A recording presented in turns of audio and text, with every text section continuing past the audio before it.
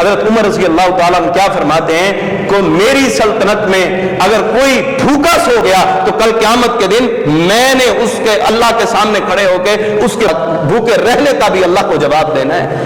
کہ آپ کا بھائی غریب ہے, آپ کو پتہ ہے وہ مزدوری کرتا ہے, اس کی آج دہاڑی نہیں لگی, کہ آپ کا فرض نہیں بنتا کہ آج اس کے گھر کا کوئی تھوڑا بہت کوئی کھانے کا انتظام کریں؟ آپ کو پتہ ہے کہ ہماری بہن غریب گھرانے کے اندر چلی گئی ہے, کہ آپ کا حق نہیں بنتا کہ اس کی حفاظت کریں؟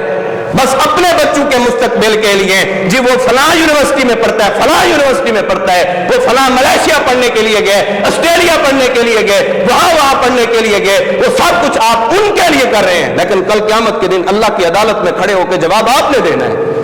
یہ یتیموں کا حق ہے, یہ مسکینوں کا حق ہے, ان کے ساتھ ہمدردی کرنی ہے.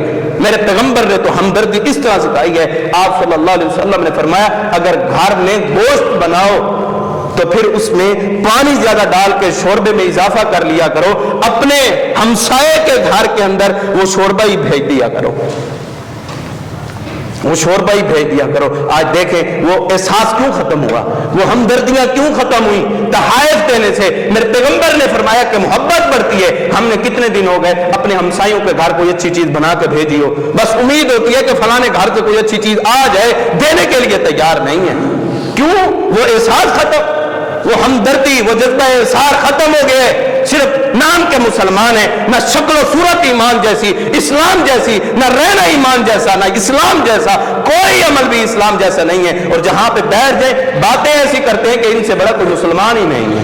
عمل کرنے کے لیے سب سے پیچھے ہوں گے.